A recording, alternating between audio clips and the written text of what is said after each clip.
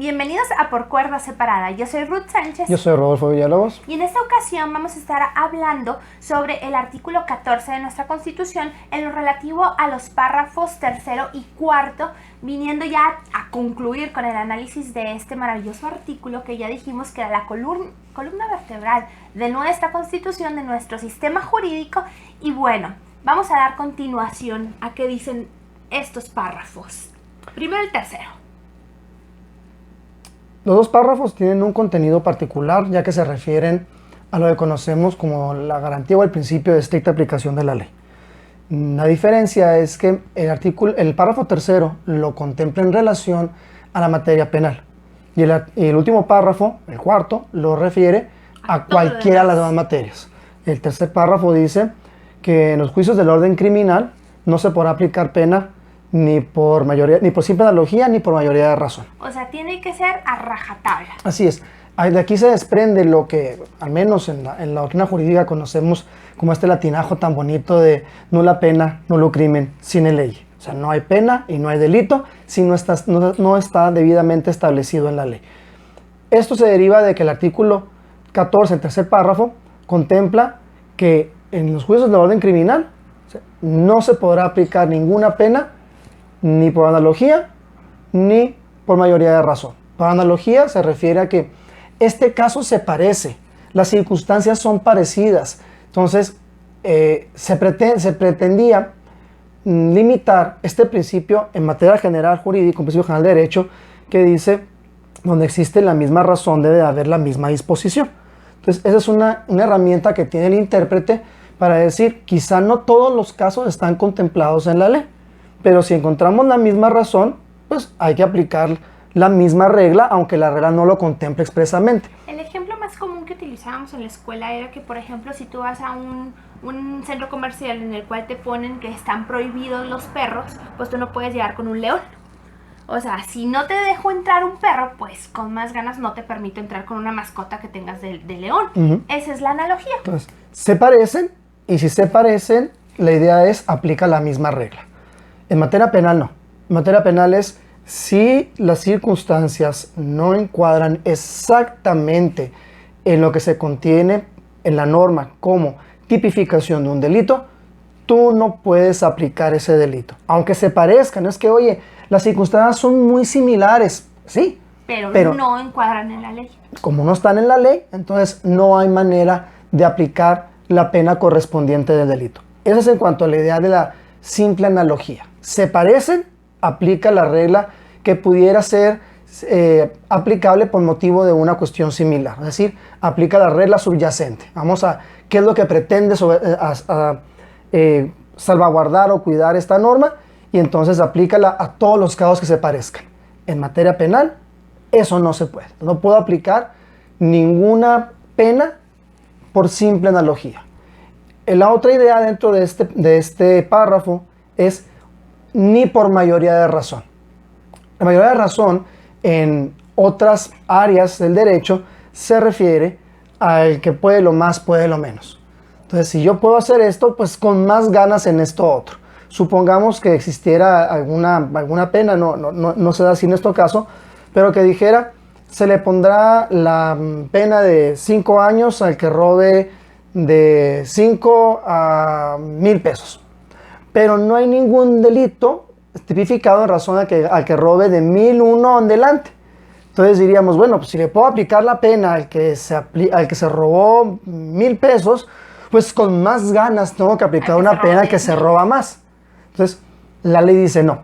De nuevo, si no está debidamente tipificado, no puedes aplicar la pena.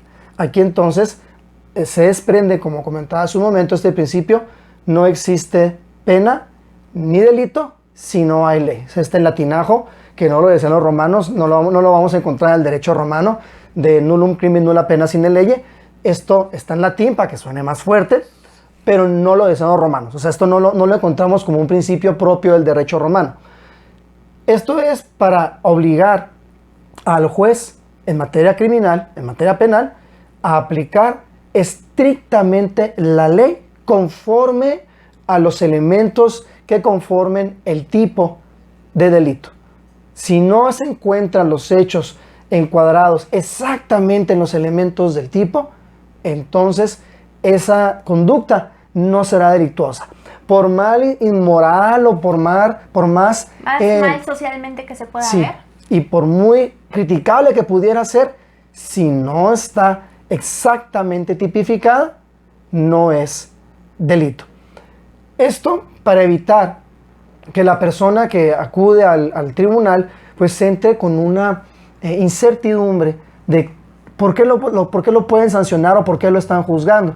No se vale decir, no, te vamos a aplicar una pena, oye, pero ¿por qué? Pues saber a qué se parece el delito. No, yo tengo que saber a qué delito es. ¿Para qué? Para estructurar una defensa y poder establecer estos son los elementos del tipo, la conducta encuadra o no encuadra. Es parte de la seguridad jurídica Por de los supuesto, justiciables. por supuesto. Entonces, en ese sentido, este párrafo tiene como finalidad darle una certeza al individuo de si va a ser sometido a un proceso de carácter penal, que sepa por qué lo están juzgando, el delito en particular, y que solamente se le aplicará la consecuencia, es decir, la pena correspondiente, si su conducta encuadra exactamente en los elementos del tipo. Si no, Un elemento que ya no tenga no es delito, no lo puedes condenar por eso, por más absurdo que pudiera parecer. sí, y esto es, socialmente hablando, es una de las cuestiones que a veces generan indignación social. Se empieza a decir que por supuesto que eso tiene que ser ilegal, pues a lo mejor es ilegal, pero no es delito. Pero es que ¿por qué lo metió a la cárcel? ¿Por qué lo soltaron? Ah, el juez es un corrupto. La ley tiene un vacío que no considera delito esa conducta. Y si la ley no considera esa conducta porque no está detallada en la norma todos los elementos de esa circunstancia en particular, no es delito.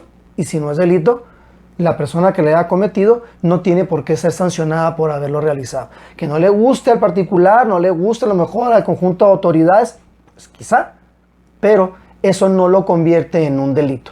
Podríamos aquí considerar, ¿y te acuerdas que había un vacío legal en la comisión de los delitos de los menores de edad a determinadas? Ahorita creo que debido a ciertos acontecimientos se tuvieron que establecer penas y sanciones. Y decía la gente, es que cometen delito. No, es que no está sancionado la ley. Y mientras no cumplan esos elementos que te está pidiendo la ley, no lo puedo meter a la cárcel. En cierta manera así funciona. En materia de menores infractores se considera que dentro de ciertos parámetros de edad, o sea que son menos de 16, al menor no se le puede juzgar como una persona mayor de edad, y lo que haya cometido, por grave que sea, no es realmente un delito, es una falta social, es una infracción que va a ser sometida a cierta disciplina por parte de la familia y del Estado, y solamente en cuestiones muy graves podrá ser sometido a una correccional, en donde deberá de haber un plan integral para no nada más que esta persona se reintroduzca o reinserte al modelo social, sino que lo sea como una persona de bien y tratar de eliminar estas conductas o estas tendencias que lo hacen pues peligroso socialmente hablando. A partir de los 16 se endurecen las penas, pero sigue sin ser poder juzgado como una persona mayor de edad, y las consecuencias, si bien son más duras, tampoco llegan al grado de ser como las penas a un adulto, porque se considera que el menor no cuenta aún con la capacidad para poder enfrentar la consecuencia de sus actos, porque no entiende bien qué está haciendo. Esto es muy discutible porque ya sabemos que sí, hay niños que es claro que lo saben que están haciendo, pero bueno, no se le puede tratar igual al menor que al mayor, y aquí quizá habría que analizar cada caso en concreto, y precisamente porque requiere analizarse cada caso en concreto es que la ley tiene que ser tan laxa, porque la ley no puede estar diseñada para casos en particulares. Entonces sí entra un poco en la figura, porque hay que regular lo que hacen los menores de edad en cuanto a la comisión de faltas sociales o infracciones sociales, pero no lo puedo hacer en la misma naturaleza en la que estoy procesando un mayor de edad, por las condiciones distintas de que el menor no es totalmente responsable de lo que hace en ninguna otra materia, y tampoco lo podemos poner como responsable de lo que haga en la materia penal. Entonces, este artículo se convierte en el elemento esencial, o este párrafo, este artículo se convierte en elemento esencial para la certeza en la materia penal. Pero diríamos que este párrafo es una excepción a una serie de principios jurídicos más amplios, que sí se encuentran establecidos en el marco jurídico y que en cierta manera son cubiertos por el artículo 14 en su último párrafo.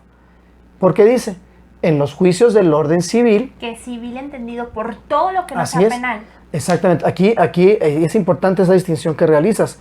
Porque luego pensamos, nada más en materia civil, entonces en materia mercantil, en materia familiar, en materia Agraria. laboral, en materia agraria, en materia administrativa, en materia constitucional, en materia electoral, en materia de todas las que demás. se me vengan a la mente. Esas reglas no se aplican. Entonces ella está en un limbo. No. Se ha interpretado que es la materia criminal, es decir, la materia penal, la que va destinada a sancionar infracciones que tiene carácter de delitos, y luego la materia civil, porque está dirigida a toda la población en general. Aquí estamos utilizando el término civil en el sentido que lo utilizaban los romanos, el término amplio. Los romanos hablaban, cuando se hablaba del jus civile, que lo traducimos directamente como el derecho civil, era el derecho de la civis. O sea, no era un derecho civil, era el derecho de la civis, y el derecho de la civis como esta comunidad romana, era básicamente el derecho de la ciudad-estado dentro del modelo romano sujeto al imperio. Entonces, bueno, a la monarquía primero, y luego a la república, y luego en su momento al imperio. A Roma, ¿Sí? Sujeto a Roma.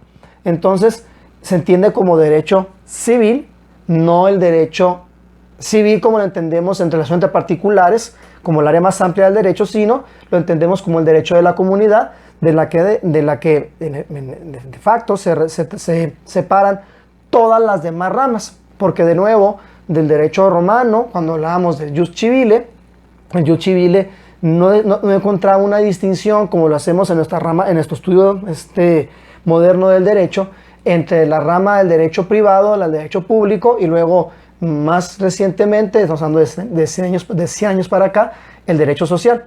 Para los romanos no había tal cosa como un derecho privado y un derecho público, lo que había era un interés privado y un interés público, pero eran regulados por un solo derecho, el derecho de la civis como jus civile. De ese mismo sentido, entonces, ese que adopta el último párrafo del artículo 14. Dentro de los juicios civiles, es decir, todo el derecho que no sea penal, en todas las demás áreas, sí, y en todos los demás tribunales o todas las demás autoridades que tengan que resolver conflictos entre partes. se aplican las mismas reglas y dice, la sentencia será dictada, y luego da 3 formas de resolver por parte de los tribunales. Conforme a la letra de la ley. O sea, primero la norma, la ley, lo que está ahí ya. Así como dice. Luego, conforme a su interpretación jurídica. Las jurisprudencias, los criterios, los precedentes. Y a falta de uno y otro, los principios generales de derecho. Entonces, encontramos que el mismo artículo 14 nos establece una prelación de cómo debemos resolver. Primero la ley. Arriba. ¿Sí? Si la ley no es suficiente, o la ley no es clara, o no hay ley, podemos pasarnos a la interpretación. Cuando decimos, bueno, es que esta norma no me es suficiente para resolver estos asuntos porque no tengo ley, porque es confusa, la puedo interpretar. Y hay una serie de herramientas o de técnicas de interpretación, doctrina, por ejemplo, ya sea para hacer interpretación directa o para hacer integración a través de la doctrina, a través del principio de analogía, el principio de mayoría de razón. Y aquí cabe también señalar que los tribunales no necesariamente tienen que basarse únicamente en lo que dicen otros tribunales, sino que ellos pueden ser precisamente pioneros o precursores de resolver situaciones jurídicas en base a la doctrina, o sea, crear su propio criterio. Yo creo que ahí es donde nos está fallando, sí, concuerdo, nos está fallando mucho. El modelo jurídico mexicano permite que se cree criterios obligatorios a través de lo que es la jurisprudencia dictada por los tribunales de amparo, especialmente tribunales colegiados y la corte, sala o plenos. También puede ser a través de juzgados de distrito, porque se puede a través simplemente de sentencias de amparo. La jurisprudencia se conforma en nuestro modelo siempre derivado de un juicio de amparo y se establece a través de 3 mecanismos. Se le conoce como jurisprudencia por reiteración, en el cual 5 criterios y ninguno en contrario generan jurisprudencia.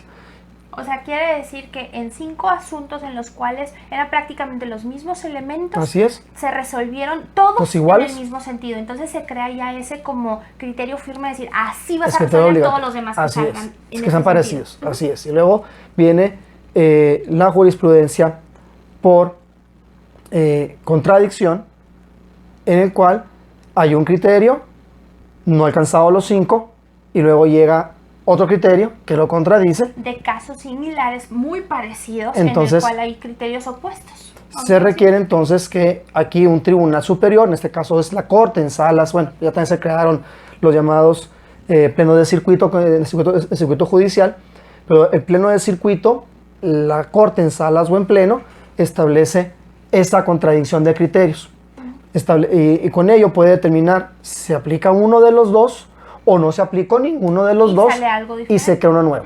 La tercera forma de crear jurisprudencia, aunque no es propiamente jurisprudencia, es la que se obtiene por interpretación directa. La Corte, conociendo de dos procesos específicos que son la controversia constitucional y la acción de inconstitucionalidad, puede también emitir criterios obligatorios. Nada más que estos no tienen el carácter de ser propiamente jurisprudencia, porque la ley reglamentaria, artículo 105, fracciones primera y segunda, no los llama así, los llama precedentes. Y lo que importa es analizar el precedente. Sin embargo, por nuestro formalismo y nuestra, dureza del sistema, pues también hay que hacerla en forma de jurisprudencia porque luego los tribunales no lo entienden. De manera paralela a la jurisprudencia encontramos las llamadas tesis aisladas, que son estos criterios que no han alcanzado la reiteración de 5 para ser considerado jurisprudencia. Pero como son criterios, pues ahí están como una idea orientadora. No quiere decir que los tribunales tengan que resolver a rajatabla como viene el criterio. Por eso los tribunales se pueden basar en la doctrina, en la propia motivación que ellos tengan, allegándose de información, incluso de especialistas en el asunto en el que van a resolver, para que puedan crear un criterio nuevo y posiblemente mejor, más complementado, más integral. Y ese es donde está el problema, que nuestros jueces se han convertido en repetidores de criterios. O sea, a mí me gustaría ver sentencias que no citaran 30 y tantas jurisprudencias juntas, o sea, una tras otra, tras otra, tras otra, tras otra, tras otra. Sería más todavía, más allá de eso, de que en asuntos, por ejemplo, como en el derecho familiar, en el cual el juez tiene tanta libertad, tiene tanta posibilidad de allegarse a los medios que considera el juez necesarios, trajera expertos a que le expliquen, que me diga, a ver, ven tú para acá y explícame sobre esta situación, ven tú para acá y complementame esto y en base a eso voy a resolver. Adiós criterios, pero un análisis formal, científico, bien sobre y se vale desde los modelos romanos y en la práctica, sobre todo a través de la firma de los tratados en derechos humanos, hay una herramienta que se conoce como amicor curia, el amigo de la curia, en el cual traes a alguien para que participe en un proceso y te dé un punto de vista.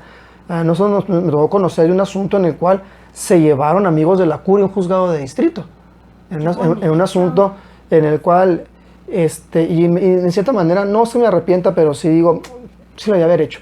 Se estaba discutiendo una cuestión acerca del Estado laico y el que estaba llevando el amparo, al cual le apoyamos en algunos temas, pero en la formación me decía, te avientas un curia amichos, es el término correcto, te lo avientas. Y dije, no, ¿sabes qué? No, ahorita no, porque era un conflicto en contra del Estado y traíamos cuestiones en contra de Estados también y no quería mezclar una cosa con la otra y aparecer y fastidiarme otra cuestión más grande con una cuestión nada más que era nada más un tipo de apoyo. Ya en retrospectiva dije, pues lo voy a haber hecho. Pero son pocas las veces que se dan esas oportunidades. Pues sí, pero bueno, en eso estaba cuidando un bien mayor en aquel entonces desde la perspectiva de lo que era mi ejercicio profesional. Pero sí, este abogado solicitó el apoyo de varias instituciones académicas que tenían, como bien decías, una expertise en la materia del laicismo para que participaran en el proceso como amigos de la curia.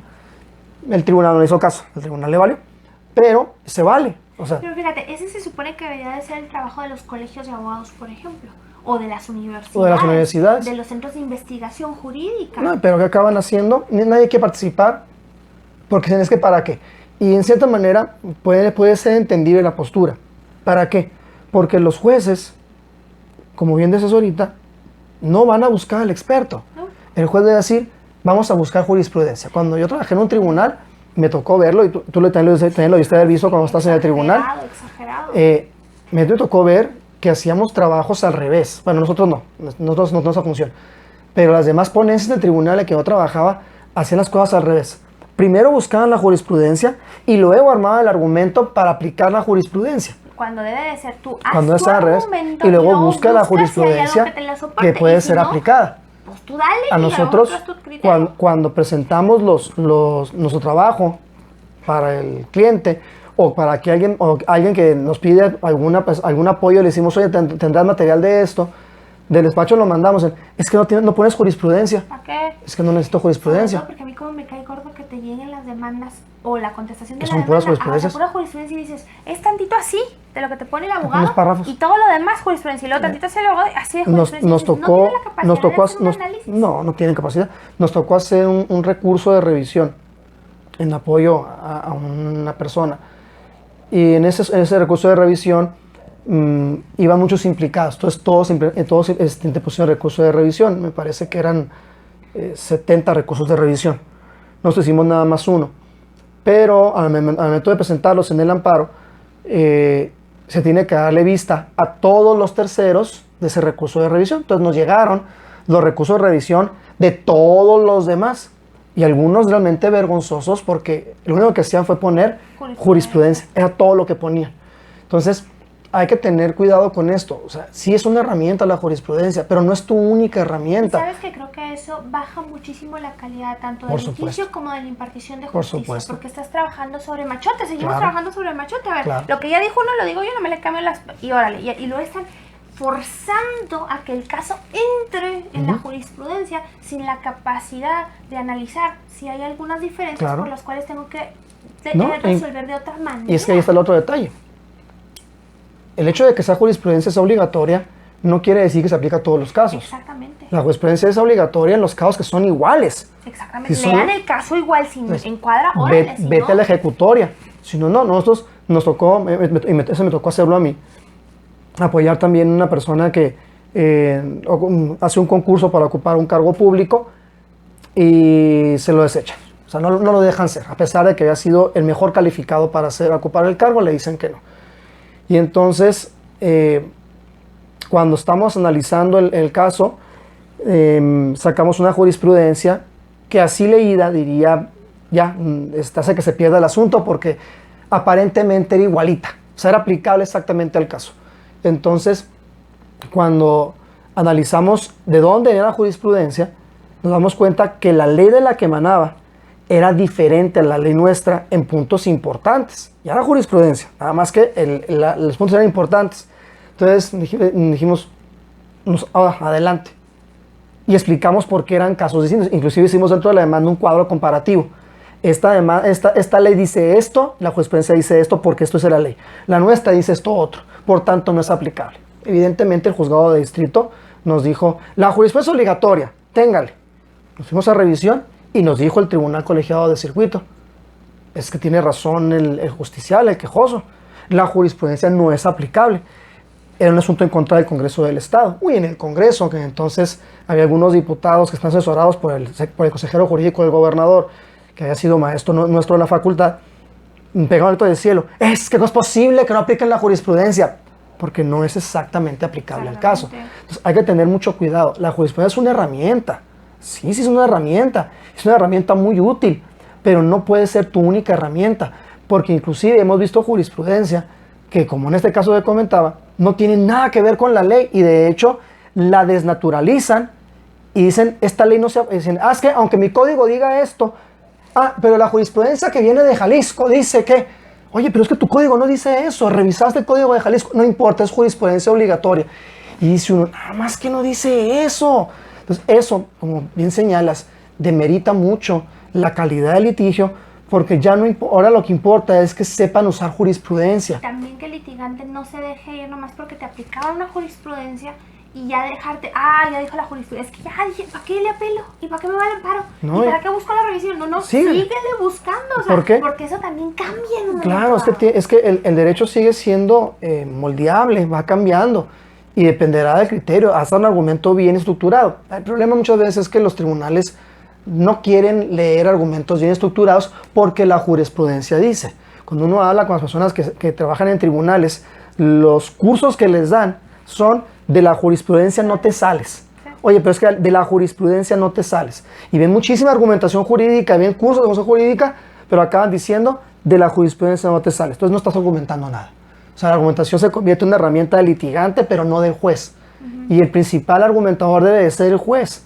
Y creo que esto ha demeritado mucho porque te ha provocado que los jueces, todo es por jurisprudencia, y cuando te das un argumento teórico no te entienden, porque no conocen las figuras.